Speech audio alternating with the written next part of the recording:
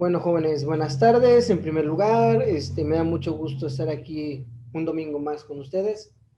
Y antes de iniciar la clase, quisiera comentar. Recordarán que la vez pasada se hablaba con el compañero Libreros acerca de si el recurso de revocación era obligatorio o no era obligatorio. Bueno, pues resulta que la respuesta definitiva es un enorme depende. Porque, por ejemplo, si lo que se busca es defenderse de la resolución dentro del recurso de revocación, sí necesitamos cumplirlo. Uno.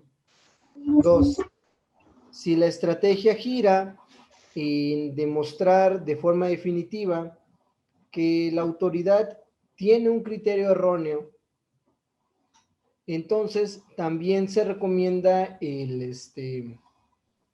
la interposición de el recurso de revocación. Sin embargo, cuando nos encontramos ante actos fiscales o requerimientos que ya trascienden el mero acto administrativo para hacer actos de molestia, entonces ahí sí nos encontramos ante la actualización de que se vuelve optativo, es decir, ya no hay un principio de definitividad como tal. Entonces, como les comentaba, y como lo veremos en esta clase, la respuesta definitiva de lo que comentábamos con el compañero Libreros la vez pasada es depende. ¿Por qué? Depende de cuál es tu estrategia en materia de la defensa fiscal. ¿Sale? Entonces, para esos efectos, vamos a ver hoy ya más a fondo. La clase pasada lo vimos como por encimita. Vamos a ver más a fondo el recurso de revocación en materia fiscal y vamos a hablar un poquito de la defensa fiscal y administrativa, empezando por el recurso de revisión, que ese sí es 100% optativo y vamos a verlo el día de hoy. ¿Sale, jóvenes? Entonces, pues, ya sin más preámbulo, vamos a dar inicio.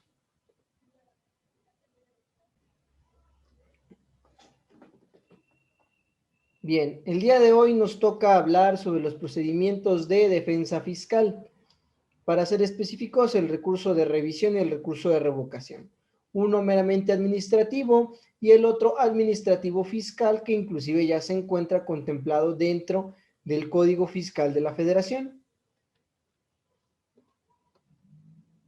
Bien, en primer lugar, vamos a establecer unos puntos, ¿sí?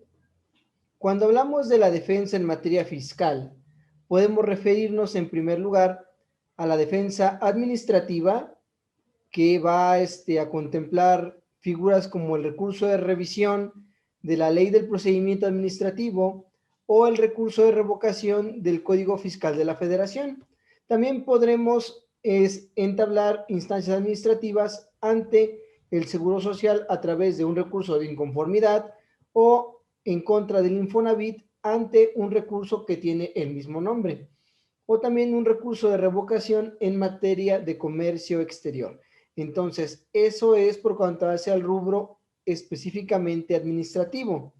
Luego tendremos el rubro de defensa jurisdiccional. Cuando hablamos de defensa jurisdiccional, recordemos que ya hablamos de tribunales y órganos autónomos de justicia administrativa y fiscal. Bueno, en el caso que nos ocupa, pues tendremos el juicio contencioso administrativo, antes llamado juicio de nulidad, que se va a interponer ante el Tribunal Federal de Justicia Administrativa, antes Tribunal Federal de Justicia Fiscal y Administrativa y anteriormente conocido como Tribunal Fiscal de la Federación. O podremos concurrir a el juicio de amparo ante un juez de distrito. Posteriormente tenemos medios de defensa no jurisdiccional. Esto va a ser a través de quejas, reclamaciones, asesoría, defensa fiscal y acuerdos conclusivos, todos ellos a través de PRODECON. Ahora, no sé si ya hablé con ustedes lo que es la PRODECON. La PRODECON es la Procuraduría de Defensa del Contribuyente, ¿sí? Vendría siendo como una defensoría de oficio en materia fiscal en beneficio de los contribuyentes, cuando no tengamos los medios para poder solicitar una defensa particular o un abogado fiscalista especializado en la materia. En este caso, la PRODECON también va a funcionar eh, por equipararlo así de una forma muy general como funciona la Profeco, ¿sí? Es decir, va a realizar asesorías, va a realizar procedimientos, inclusive mediaciones entre la autoridad fiscal y el contribuyente al respecto de sus obligaciones, ¿sale? Bueno, más adelante o en otra sesión hablaremos más a fondo de lo que es la PRODECON como organismo auxiliar de la defensa en materia fiscal, ¿sale? Entonces volvemos.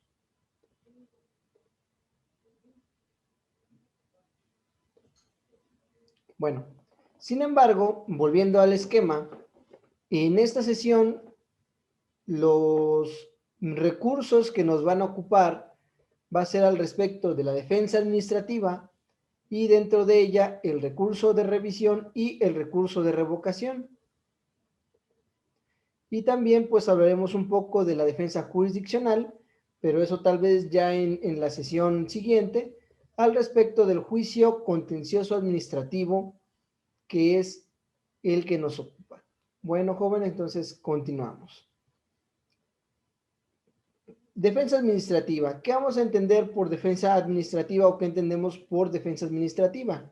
Bueno, la defensa administrativa se va a realizar a través de recursos administrativos, dada la redundancia. Los contribuyentes podrán interponer este medio de impugnación ante la misma autoridad que emitió el acto o resolución y tiene la característica de ser optativo y estar regulado por el artículo 83 de la Ley del Procedimiento Administrativo y se cuentan con 15 días contados a partir del día siguiente a aquel al que surte efectos la notificación. Esto de conformidad con el artículo 38 de la Ley Federal del Procedimiento Administrativo y 135 de nuestro Código Fiscal de la Federación.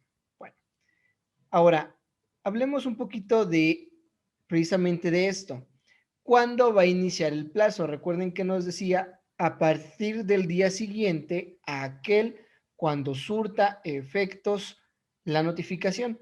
En materia fiscal, en el momento en el que a ti te notifican, en ese momento te surte efectos y a partir del día siguiente corre tu tiempo. Entonces, ¿cómo lo vamos a contar?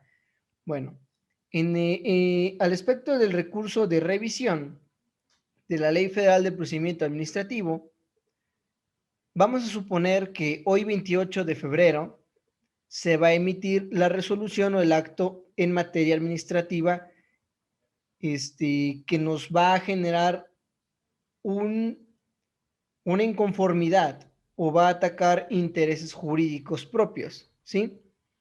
Entonces, el 1 de marzo nos van a notificar, que quiere decir ya sea por la vía electrónica o a través de un actuario. Entonces, ese mismo día, 1 de marzo, que se recibe la notificación, surte efectos, es decir, el día 1 de marzo estás plenamente notificado para todos los efectos. Entonces, de acuerdo con la descripción que acabamos de ver, el día 2 de marzo comienza el plazo, es decir, el día 2 de marzo es nuestro día 1 del término de 15 días que tenemos para interponer el procedimiento de revisión en materia administrativa, el recurso de revisión, perdón, discúlpenme.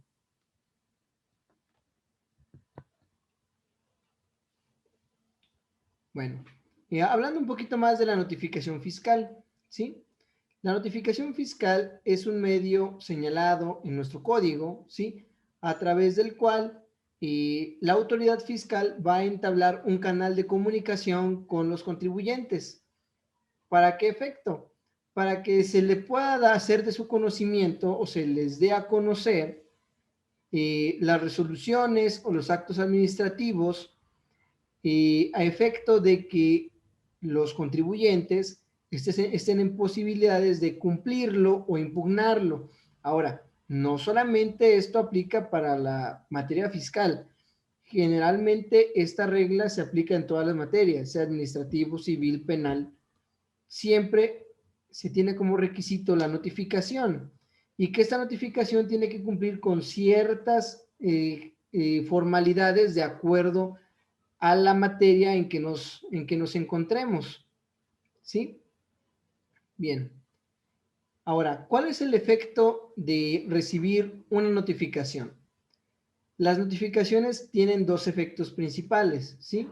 Como ya lo mencionábamos al inicio, es la comunicación. La autoridad te va a dar a conocer el contenido de una resolución o un acto administrativo que a ti como contribuyente puede llegar a vulnerar derechos, ¿sí? Y el segundo efecto es cumplir con las formalidades para que se active el cómputo de los términos legales para la interposición de los medios de defensa.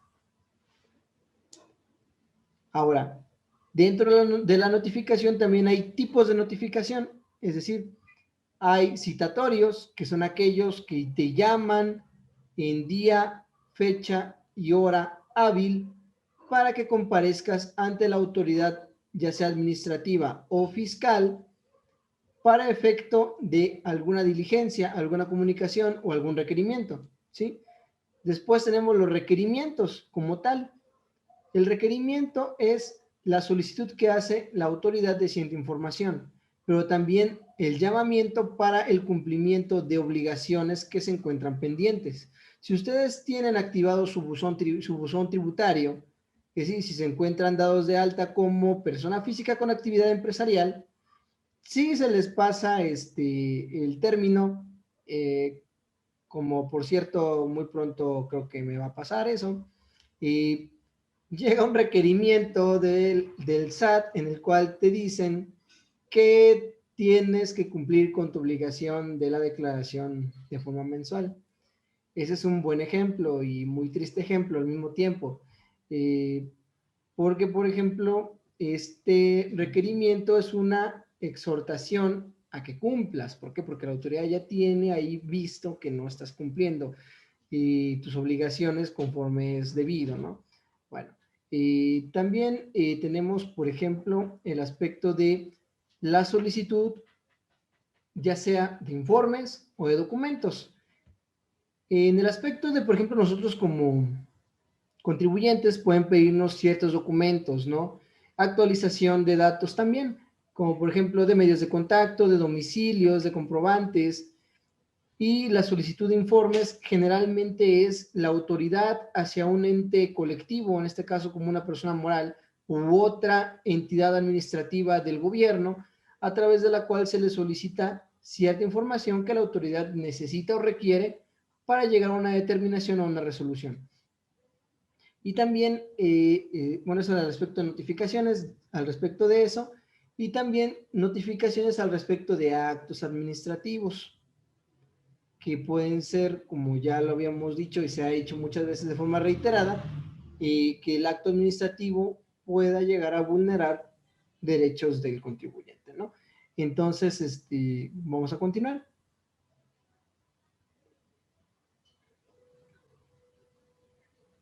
Bueno, entonces, lo que hablamos ahorita es por cuanto hace a los tipos de la notificación. ¿Por qué es importante que sepamos de la notificación? Porque como ya lo vimos, es el inicio del procedimiento. Ahora, otro detalle se me está pasando. Al respecto de estas notificaciones personales, es muy importante y por su naturaleza tienen que recibirlo ustedes para que la notificación se encuentre bien hecha, ¿ok?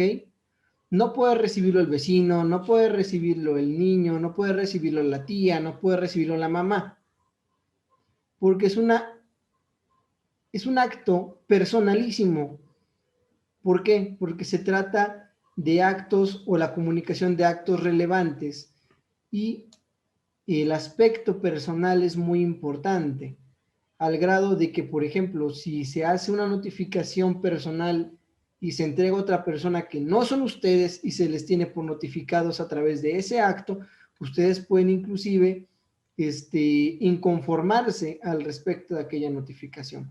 ¿Por qué? Porque no se está realizando conforme las formalidades se está exigiendo, que entre ellas es que sea la persona que se busca la que reciba la notificación. ¿Para qué? Perdón, para que se tenga la certeza dentro del procedimiento de que el contribuyente se encuentra impuesto del acto de autoridad o resolución que emitió la autoridad fiscal, ¿no? Bueno, entonces ya hecho esa aclaración, detallito, no es, bueno, sí es muy importante, no lo puse en la diapositiva, probablemente estaba ya yo medio más dormido que despierto, pero ahorita me acordé, entonces se los comunico. Volvemos.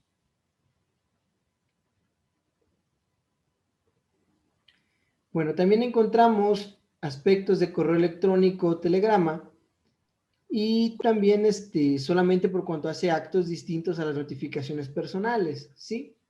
Ahora, es importante de que solamente van a ustedes recibir notificaciones a través de correo electrónico cuando ustedes así lo autorizaron. O por ejemplo, cuando estamos hablando de sistemas como el buzón tributario, desde el mismo momento cuando tú te das de alta en el SAT, te establecen que el buzón tributario podrá en su momento llegar a ser un medio autorizado de notificaciones, ¿sale? Bueno, pero para efectos de, por ejemplo, autoridades administrativas distintas a el sistema de administración tributaria o la Secretaría de Hacienda, bueno, pues no se podrá hacer actos personales a través de correo electrónico, a menos de que el ordenamiento así lo contemple. Bueno, los edictos también es otra forma de notificación, que es fijar un auto, así se le llama, a un acuerdo de autoridad, y se fija en un lugar visible del domicilio, ¿sí? Ese es el tipo de notificaciones que se fijan. Por ejemplo, son muy populares en materia del trabajo y también las llegan a ocupar en los juzgados de distrito. No te encuentro, te lo dejo pegado. Y pues surte efectos la notificación, siempre y cuando se verifique que es el lugar, que es el domicilio, que es la ciudad correcta, la colonia correcta, la calle correcta, las colindancias correctas y las providencias necesarias para poder acreditar que efectivamente donde se fue a pegar el papel es el domicilio de la persona. También se encuentra por estrados. El documento que se intenta notificar por estrados se fija durante 5 días en las oficinas de la autoridad que se notifica, cuando es una autoridad, pero también se puede dar algún tipo de notificación por estrados al contribuyente cuando dentro de un procedimiento no señaló un domicilio para notificaciones. Obviamente, cuando estamos hablando de cosas como el SAT, pues no veo el mayor problema porque el SAT tiene tu domicilio fiscal establecido y es uno de los requisitos para poder obtener la cédula la cédula del SAT, ¿no? Así la homoclave.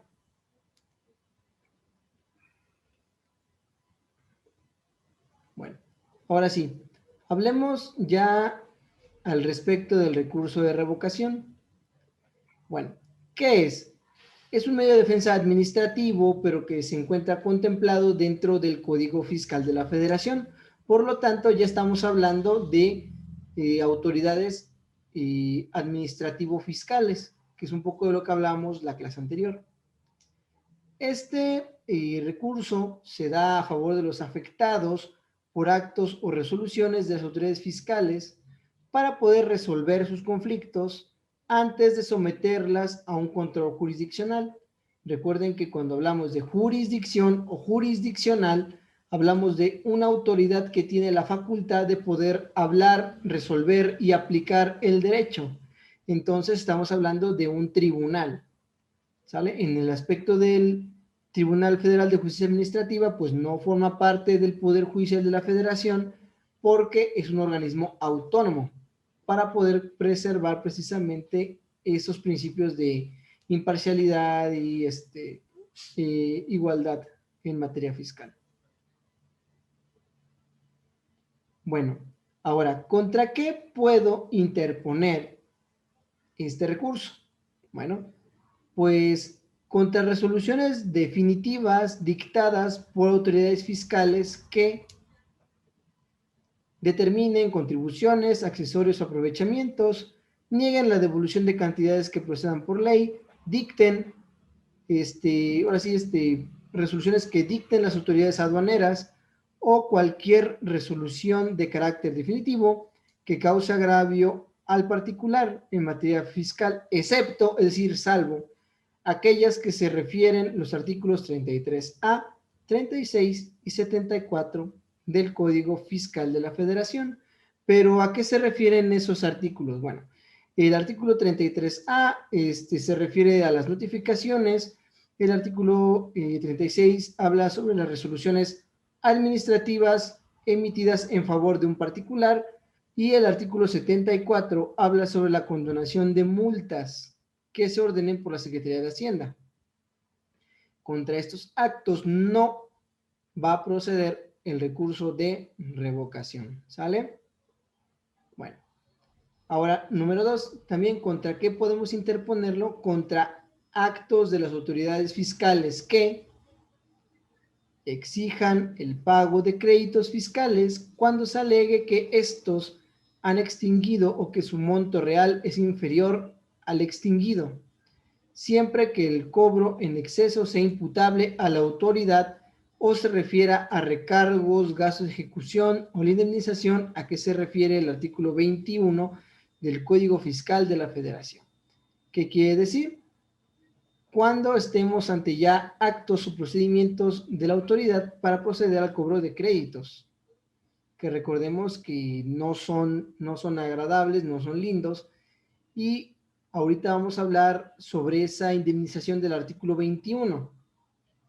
Bueno, en segundo lugar, también se puede interponer contra los actos que se dicten dentro del procedimiento administrativo de ejecución, cuando se alegue que aquellos no se encuentran apegados a legalidad. Y también contra actos que afecten el interés jurídico de terceros. Bueno, ahora vamos a hablar acerca de ese artículo 21. Habla acerca de una indemnización derivada cuando un librador ya lleva un derecho mercantil, que es el que emite un cheque, pues resulte que no se puede cobrar, es decir, que no tenga fondos o que sea imputable a quien libra ese cheque la imposibilidad de cobrarlo. ¿Cuál es esa indemnización? El 20% del monto total del cheque que debía cobrarse. Es decir, ahora tendrás que ver por qué no pasó tu cheque en caso de que sea correcto la emisión del mismo, es decir, que tenga la suficiente cantidad de fondos en tu cuenta y que ahora te determinen una multa del 20% adicional a lo que tenías que pagar, pues ante esto sí podrás interponer un recurso de revocación. Ahora, eso es lo que hablábamos al inicio, la definitividad. Entendiendo la definitividad como agotar el recurso de revocación previo a la instancia jurisdiccional. La naturaleza del recurso es esa, ser agotado para intentar solucionar de forma previa y ante la misma autoridad este tipo de o los actos que pudieran ser ofensivos al contribuyente, ¿sí? Después de lo que hemos hablado en clase y de lo que yo he podido investigar, porque y los criterios de la Corte chocan horrible, se los juro, jóvenes. Entonces, pues, en lo personal y al respecto de la definitividad, podríamos ya llegar a un punto definitivo en manifestar con un enorme depende. ¿Por qué depende? Bueno, si tu acto resulta ser el posicionamiento de la autoridad en la resolución del procedimiento administrativo, es decir, si dentro de tu estrategia de defensa necesitas, aparte de demostrar que la autoridad se equivocó en la determinación o emisión del acto de resolución y que aparte el criterio erróneo trasciende inclusive a prejuicios que se pueden manifestar dentro de una instancia jurisdiccional, pero materializado a través de este procedimiento administrativo del recurso de revocación, entonces sí tendrías que agotar en primer lugar el recurso. ¿Por qué? Porque al final vas a tener no solamente un acto, dos actos que van a demostrar que el criterio de la autoridad es totalmente erróneo. ¿Sí? Ahora, y en segundo lugar, no. Es decir, podrías brincarte el presentar el recurso de revocación. Si tu acto resulta ser particularmente grave, y no solamente con la interposición del recurso perderías valioso tiempo, sino que podrías estar ante el peligro de que se ejecute el acto que la autoridad está poniéndote sobre la mesa y llegar a un principio de los que se denominan de imposible reparación o actos consumados. ¿Qué quiere decir?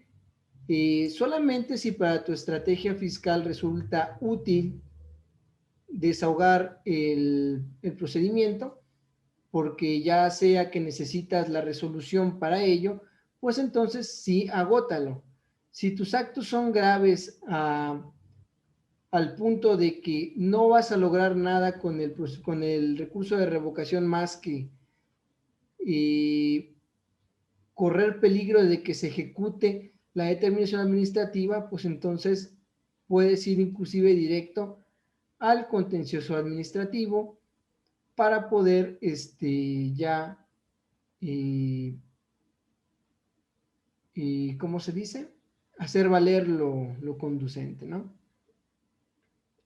Bueno, ¿en qué momento se tiene que presentar? El plazo para interponer el recurso de revocación es dentro de los 30 días siguientes, aquel en que haya surtido, efectos la notificación de la resolución definitiva dictada por la autoridad fiscal. Y volvemos a lo mismo. ¿Cuándo lo vamos a presentar? Bueno, pues suponiendo que el día de hoy se emita la resolución o el acto, el día de mañana nosotros fuéramos notificados el día 1 de marzo, ya estaríamos plenamente notificados para todos los efectos. Y entonces, a partir del 2 de marzo, comenzaría a correr el plazo, es decir, el día 2 de marzo sería nuestro día 1 de los 30 días que tenemos para poder interponer el recurso de revocación. ¿Sale? Ahora, ¿de quién es la competencia? La competencia, como ya lo dijimos desde un inicio, va a ser ante la misma autoridad que emitió el acto o resolución que daña nuestros intereses. En este aspecto, la autoridad va a actuar como si fuera una autoridad jurisdiccional, aunque es una autoridad administrativa. ¿Qué quiere decir? El procedimiento va a seguir las formalidades de un proceso que se hubiese llevado ante ante una autoridad así jurisdiccional, dada la redundancia. ¿Por qué? Porque el escrito deberá contener ciertas generalidades, va a tener que cumplir ciertas formalidades también, vamos a poder ofrecer pruebas, vamos a poder tener una etapa de alegatos y tendremos también una resolución, como si acudiéramos ante un órgano jurisdiccional, pero va a ser la autoridad dentro de un proceso que se va a asemejar a un proceso jurisdiccional. Bueno, de conformidad con el artículo 122 del Código Fiscal de la Federación, nos habla que el escrito de interposición del recurso tiene que tener ciertos requisitos, ¿sí? Por ejemplo, tenemos que decir la resolución o el acto que estamos impugnando. También los agravios que nos causa la resolución o el acto que nos encontramos impugnando. También las pruebas y los hechos controvertidos de que se trate. Estos son requisitos para poder cumplir con el recurso de revocación, es decir, con la sustanciación del recurso de revocación. Continuamos. También el artículo 18, que está manifestado aquí en el 122, que nos dice que el escrito de interposición del recurso deberá satisfacer los requisitos del artículo 18. Al respecto del artículo 18, nos dice que los documentos digitales deberán tener por lo menos los siguientes requisitos: el nombre, la denominación o razón social y el domicilio fiscal manifestado al Registro Federal de Contribuyentes para el efecto de fijar la competencia de la autoridad y la clave que le correspondió en dicho registro. Posteriormente, en la fracción segunda, la autoridad a la que se dirige y el propósito de la promoción, así como la dirección de correo electrónico para poder recibir notificaciones. El artículo 123 nos dice que el promovente, es decir, quien esté interesado en presentar el recurso, deberá acompañar al escrito en que se interponga el recurso los documentos que acrediten su personalidad cuando se actúe a nombre propio o de personas morales, o en los que conste que éste ya hubiera sido reconocida por una autoridad fiscal. Ahora, ¿por qué es importante esto? Porque en todo procedimiento es importante acreditar la personería con la cual nos estamos acreditando. Si tú eres abogado, vas a presentar una personalidad, tu personalidad la vas a acreditar con tu cédula profesional. Si es el representante de una persona moral, vas a acreditar tu personería con el acta de asamblea o el instrumento público notarial en el cual se te están otorgando las facultades para poder representar a una persona moral ante las autoridades administrativas o fiscales, ¿sí? ¿Por qué es importante? Pues fácilmente para que la autoridad tenga certeza de que la persona que está promoviendo en realidad es la persona que está autorizada por la persona moral para poder fungir como representante de ella, ¿sale? Regresamos. En segundo lugar, tenemos que el documento en que conste el acto impugnado también deberá acompañarse al recurso. También tendremos que proporcionar una constancia en la cual se nos notificó el acto impugnado, excepto cuando el promovente declare, bajo protesta de decir verdad, que no recibió constancia, o cuando la notificación se haya practicado por correo certificado, con acuse de recibo, o se actualice la negativa ficta. Si la notificación fue por edictos, deberá señalar la fecha de la última publicación. Aquí, como podemos ver, el mismo Código Fiscal de la Federación establece la importancia de la negativa ficta, porque precisamente en este caso sí se actualiza la negativa ficta porque es la que apertura la posibilidad al contribuyente de realizar los medios de defensa que considere necesarios.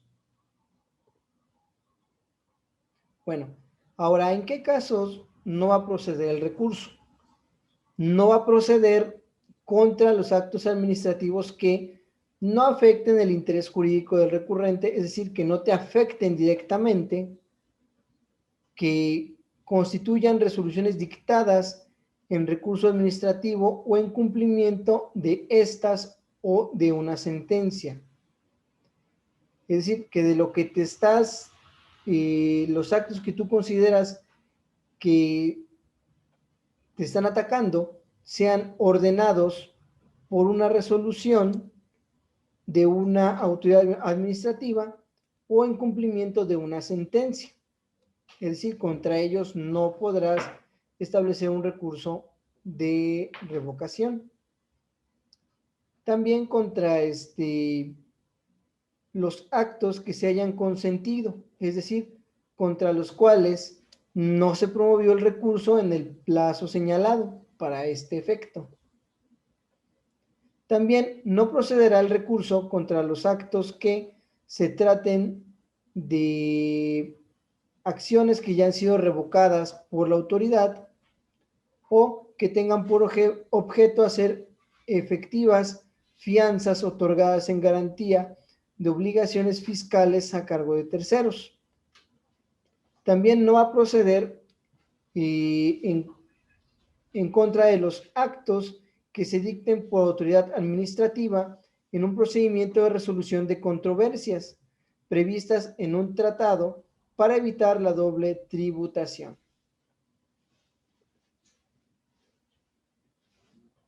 Ahora, procederá el sobreseimiento en los siguientes casos. ¿Qué es el sobreseimiento? El sobreseimiento pues es simplemente pues la extinción de la acción que se trata. Ahora, ¿en qué momento vamos a estar ante una actualización del sobreseimiento?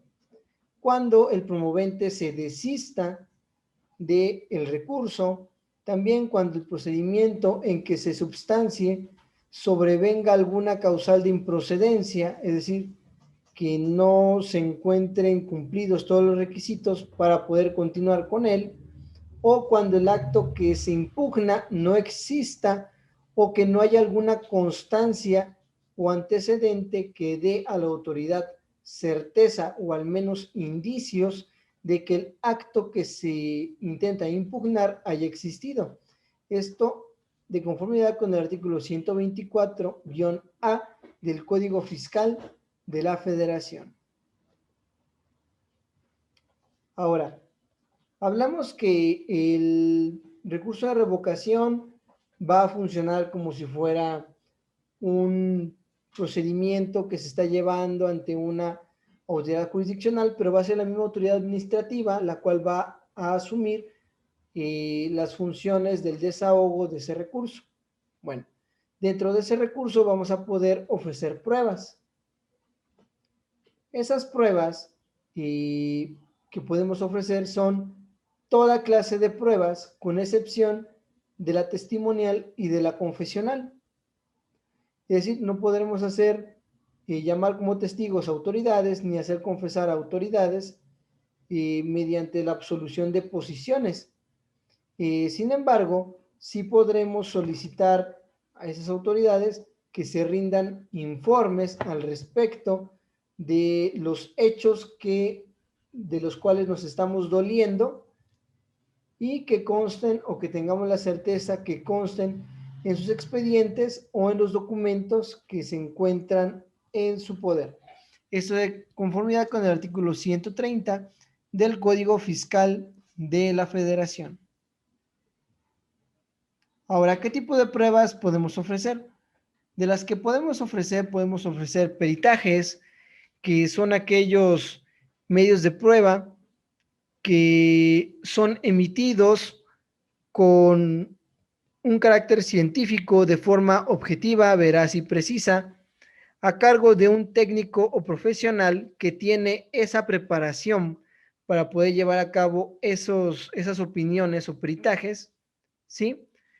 Para que emita su opinión y responda cuestiones planteadas al respecto de nuestros intereses particulares y los va a contestar haciendo uso de su experiencia, de su experticia a través de procedimientos científicos y técnicos.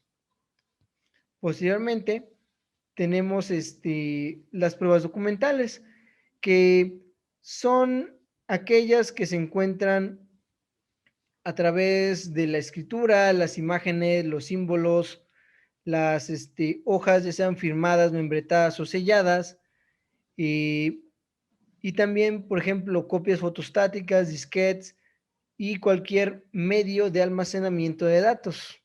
Ahora, este tipo de pruebas generalmente vamos a encontrarla dividida en dos partes, públicas y privadas.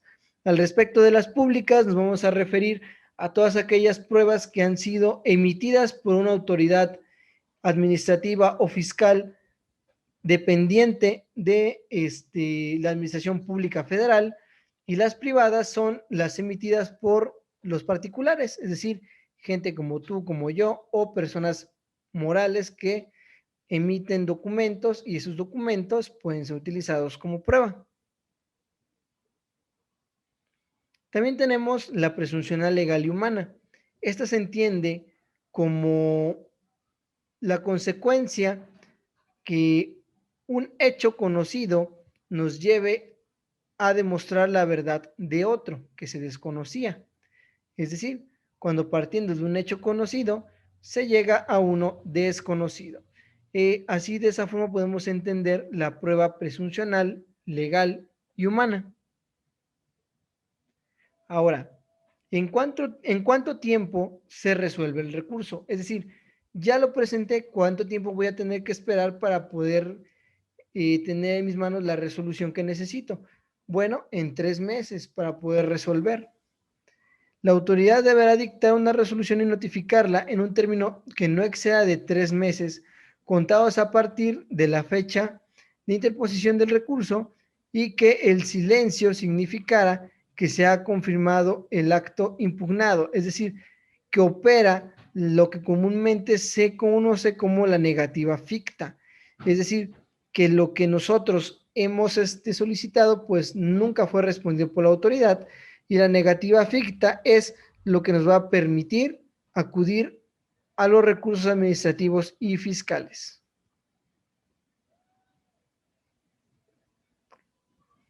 Bien, ahora, ¿qué efectos va a tener la sentencia o resolución derivada de este recurso de revocación? La resolución que ponga fin a este recurso podrá bien desecharlo por improcedente, tenerlo por no interpuesto o sobreseerlo, o en su caso, confirmar el acto o resolución impugnado. Pero también podrá mandar a reponer el procedimiento administrativo que se emita en esta nueva, o que se emita una nueva resolución. ¿Por qué?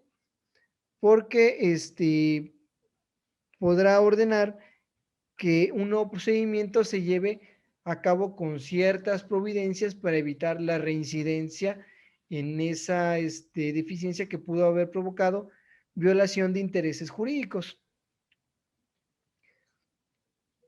Y una vez la resolución que ponga fin al recurso, pues podrá dejar sin efectos también el acto o resolución impugnado, o modificar el acto o resolución. También, si la resolución ordena realizar un determinado acto o iniciar la reposición del procedimiento, deberá cumplirse en un plazo no mayor de 4 meses. Bueno, este es el fin de la sesión, jóvenes, y espero que haya sido de su agrado. Entonces, procedo a abrir un apartado de preguntas por si alguien tiene alguna duda.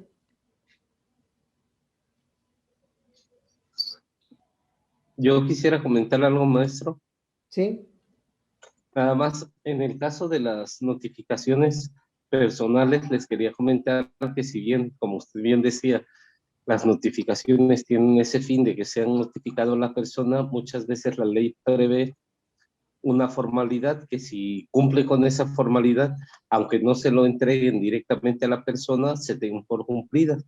En este caso, muchas veces se deja un citatorio de espera para que la persona, en su caso, que se vaya a notificar, se pueda apersonar, y la propia ley te señala que en dado caso que no esté la persona, ya se puedan entender por la persona que se encuentra en el domicilio. Y también vi que en las diapositivas señalaba que en los edictos se hacía en el domicilio de la persona, pero tengo entendido que los edictos son a través de Gaceta o Diario Oficial de la Federación para darse por enterados. No me fijé, pero yo sí tengo conocimiento de que el edicto se publica. El edicto se publica. Sí, no, nada más algo que vi en las No, diapositivas no, que decía ya algo me del acordé, era el domicilio de de una autoridad que intentas, notificar. O sea, cuando intentas notificar a tu autoridad. Sí. No, pero sí, Sí, generalmente el son mis edicto únicos se va a comentarios. publicar en periódicos, en Gaceta, cuando buscas notificar a un tercero, a una persona física.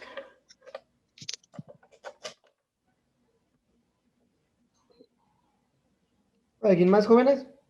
Profe, y ahí en eso, bueno, yo leí abajo de donde decía edictos estrados, decía instructivo, pero ya no alcancé a leer, o sea, no supe la notificación por instructivo.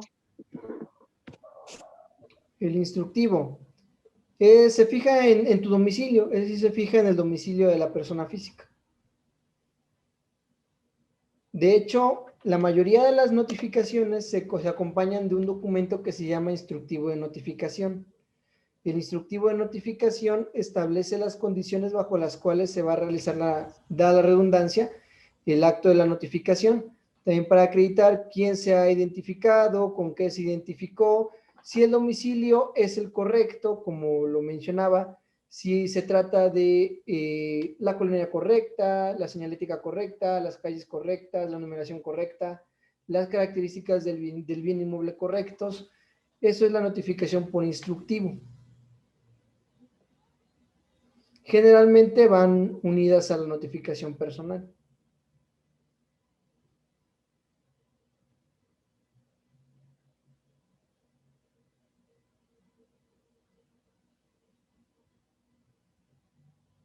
¿Alguna otra pregunta, jóvenes? Otra pregunta, maestro, nada más en lo que señalaba usted sobre la defensa que puede existir, y ya ve que la dividía usted en administrativo, jurisdiccional y no jurisdiccional. En el caso de la no jurisdiccional, ¿también entra algún medio alternativo de defensa? De Mira, los medios alternativos de defensa, sí, porque no es estoy... que a eso iba, mira, la PRODECON y es un organismo que existe para guiar al contribuyente dentro de su defensa. La PRODECON celebra una serie como de acuerdos reparatorios que les llaman acuerdos conclusivos, ¿sale? Es como un acuerdo entre la autoridad y la persona que se encuentra ya emplazada dentro de un procedimiento administrativo, que lo que busca es obtener una situación favorable para que se resuelva de una forma extrajudicial la diferencia que ha sucedido, ¿no? Entonces la PRODECON funciona como un intermediario entre el contribuyente y la autoridad administrativa. Pero, por ejemplo, en entes estatales como el CEJAP, no entran en este. No, porque el CEJAP no tiene facultades para celebrar acuerdos en materia fiscal. Ajá, es que, Solamente por dentro del ejemplo, acuerdo civil, o sea, si yo tengo una diferencia con otra persona, puedo celebrar un acuerdo, como de un convenio, ¿sí? Y la controversia se acabó, pero sin embargo, la competencia del CEJAP no llega tan lejos. ajá, es que la propia ley del CEJAP te señala que es en varias materias y te las enuncia, y hay un párrafo o, o una fracción que te señala y otras. Yo lo que preguntaba es, entiendo que muchas veces cuando son requerimientos del SAT, pues obvio la PRODECOM será la que interviene y en su momento específicamente para cuestiones del SAT. Pero Claro. como también muchas veces se erige como autoridades fiscales, autoridades estatales y autoridades municipales, quería yo saber si podía entrar también el CEJAP como uno de esos medios, no por cuanto hace al SAT, porque ese Ya, sí me queda claro que es la ya te PRODECOM. entendí. Bueno, mira, te explico. Yo, hasta donde yo sé, las materias que puede comprender el TEJAP como justicia alternativa. El CEJAP, ¿no? CEJAP. CEJAP. El Centro Estatal de Justicia Alternativa. Es en materia civil, en materia familiar, en materia mercantil, en materia penal, siempre y cuando no sean delitos graves. Porque, por ejemplo, también la Fiscalía tiene su propia unidad de conciliación para delitos ya un poquito más fuertes, ¿no? También puede determinar cuestiones de familia como disolución de matrimonio, pensión alimenticia, y guardia y custodia, patria potestad, pero yo hasta donde sé, no llegan sus competencias hasta la materia fiscal, porque es por eso el Estado tiene sus propios entes fiscales ante los cuales puede ejercitar las acciones que considere necesarias para su defensa. Y aparte recordemos de que el CEJAF es parte del Poder Judicial del Estado. Okay. Entonces, por ejemplo, la CEFIPLAN es un organismo de la autoridad administrativa estatal, pero pues es parte o forma parte del Poder Ejecutivo. Ya tendríamos ahí una invasión de poderes por parte del CEJAF.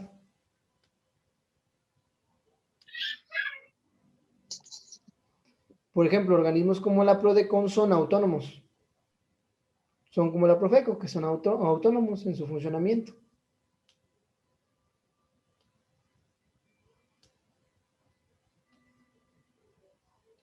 ¿Alguien más, jóvenes?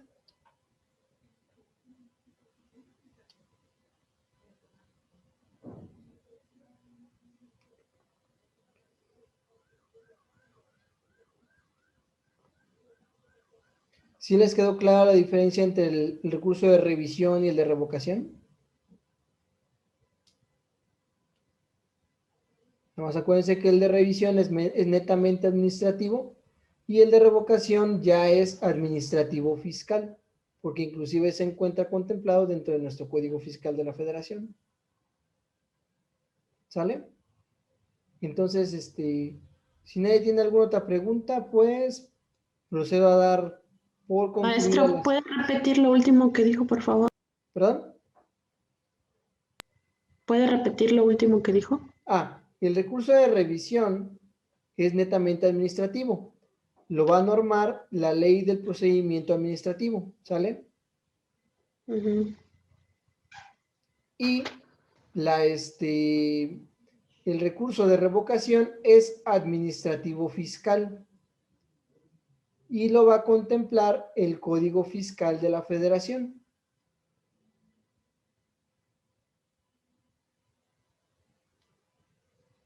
Perfecto. Bueno, jóvenes, pues sería todo por la sesión del día de hoy. Les agradezco mucho la paciencia debido a que iniciamos un poquillo tarde, pero pues les agradezco que pudiéramos quedarnos hasta el final.